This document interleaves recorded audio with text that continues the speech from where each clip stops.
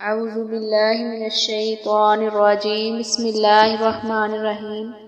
شان مصطفیٰ کریم صلی اللہ علیہ وآلہ وسلم اور قرآن پاک۔ معززات سامعات، قرآن پاک میں جا بجا سرکار مدینہ صلی اللہ علیہ وآلہ وسلم کی توصیف و ثنا ہے۔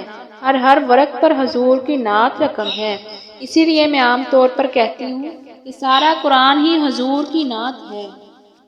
تو شاعر اس بات کو شعر میں یوں بیان کرتے ہیں: نعت ہے ساری نبی مختار دی، نعت ہے ساری نبی مختار دی، ورکا ورکا پھول لو قرآن دا، ورکا ورکا پھول لو قرآن دا۔ شعرائے کرام جب بھی سرکار مدینہ سرور مدینہ صلی اللہ علیہ وآلہ وسلم کی نعتیں لکھتے ہیں تو حوالے کے لیے قرآن پاک کی آیات پیش کرتے ہیں۔ ہم محترم جناب کا کلام سماعت کر رہے تھے، اس میں بھی ایک شعر آیا جس میں شاعر یوں بیان کرتا ہے: تیرا سراپا یا نبی تفسیر ہے قرآن کی، تیرا سراپا یا نبی تفسیر ہے قرآن کی، واللیل منہ توہا جبیں والشمس ہے چہرہ تیرا۔ علامہ سائم چشتی رحمۃ اللہ علیہ کہتے ہیں: واللیل سجا گیسو ہے خمدار نبی کے، واللیل سجا گیسو ہے خمدار نبی کے، والفجر کی تفسیر ہے رخسار نبی کے۔ پھر کہتے ہیں: قد جاءکم تاج ہے کملی والے کا، قد جاءکم تاج ہے کملی والے کا، عرش و فرش پہ راج ہے کملی والے کا۔ معززات سامعات، قرآن سرکار کی نعت ہے، قرآن پاک سرکار کی مدح ہے، قرآن سرکار کے اوصاف جمیلہ کے بیان کا مجموعہ ہے، قرآن سرکار مدینہ کی نعتوں کا باب ہے، قرآن حضور کی مدحت کا بیان ہے، قرآن حضور کی اداؤں کا ذکر ہے، قرآن حضور اقدس کی عطاؤں کی بات کرتا ہے، قرآن سرکار مدینہ صلی اللہ علیہ وآلہ وسلم کی رحمت کا گواہ ہے، قرآن حضور کی رفعت کا گواہ ہے، قرآن سرکار کی رحمت کا گواہ ہے، قرآن حضور کی عظمت کا گواہ ہے، قرآن حضور کی طہارت کا گواہ ہے۔ معززات سامعات، یہ جو قرآن ہے نعت محبوب کا دیوان ہے۔ رب کونین نے قرآن ہر صورت کو نعت محبوب کا دیوان بنا رکھا ہے۔ قرآن پاک کا بنظر عمیق مطالعہ کریں تو یہ بات ظاہر ہو جاتی ہے کہ اللہ تعالیٰ جل شانہ نے قرآن اپنے پیارے محبوب صلی اللہ علیہ وآلہ وسلم کی عظمت کے اظہار کے لیے نازل فرمایا۔ حضرت علامہ سائم چشتی رحمۃ اللہ علیہ فرماتے ہیں: پتائے دسیا رفانا دی پاک آیت نے، پتائے دسیا رفانا دی پاک آیت نے، اے شان ہندا ودیرا مدینے والے دا۔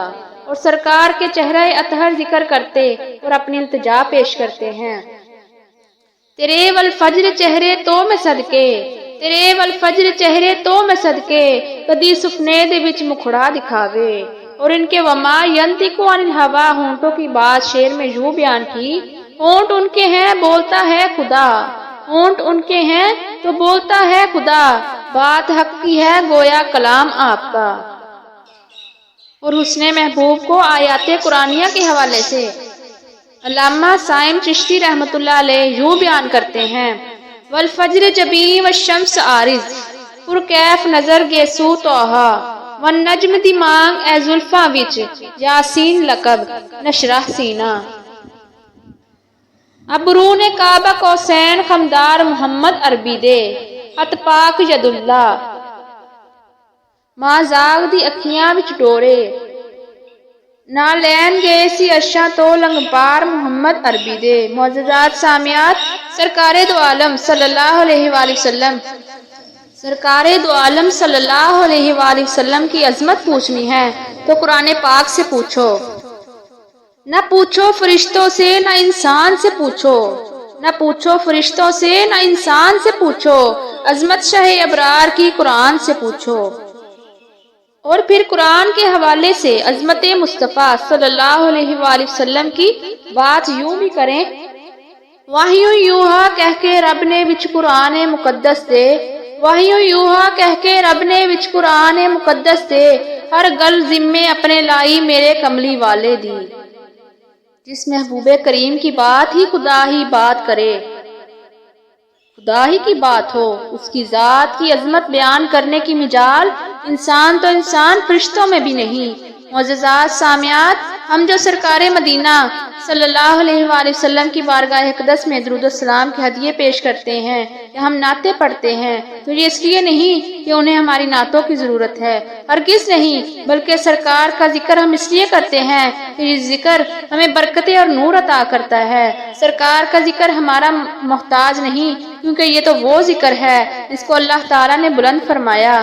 ہم درود پڑھتے ہیں اس لیے نہیں کہ انہیں ضرورت ہے، بلکہ اس لیے کہ درود پاک کے صدقے ہمیں دنیا میں بھی اللہ تعالیٰ نعمت عطا فرماتا ہے، اور حدیث کے مطابق بروز حشر بھی درود پاک کے صدقے مسلمانوں کو نجات حاصل ہوگی۔ سبحان اللہ۔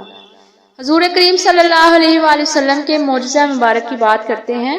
معجزات سامعات، معجزہ رسول کی بات ہو رہی تھی۔ معجزہ کسے کہتے ہیں؟ معجزہ کہتے ہیں جو عقل کو عاجز کر دے۔ جہاں عقل کی پرواز ختم ہو جاتی ہے وہاں معجزے کی ابتدا ہوتی ہے۔ حضور اقدس صلی اللہ علیہ وآلہ وسلم کو سب سے زیادہ معجزات عطا ہوئے ہیں۔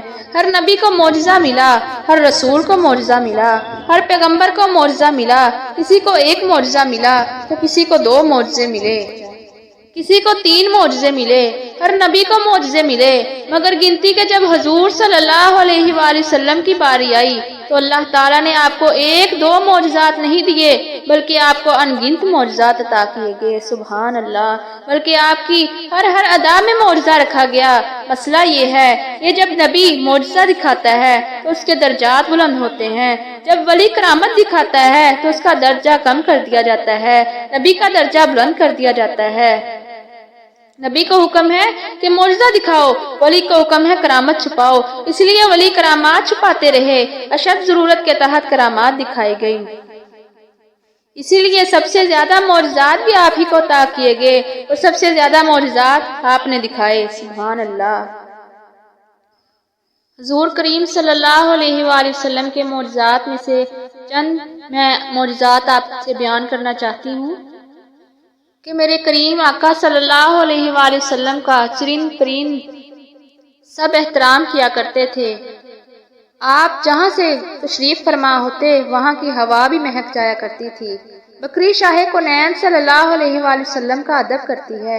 ام المؤمنین صدیقہ بنت صدیق رضی اللہ تعالیٰ عنہما راوی ہیں کہ ہمارے گھر میں ایک گھریلو بکری تھی، تو جب تک سرکار صلی اللہ علیہ وآلہ وسلم گھر میں تشریف رکھتے وہ خاموش بیٹھی رہتی، کرہ و ثبت مکانہ، نہ ہلتی جلتی نہ آتی جاتی، اور جب نبی رحمت صلی اللہ علیہ وآلہ وسلم تشریف لے جاتے تو وہ کودنا پھلانگنا شروع کر دیتی۔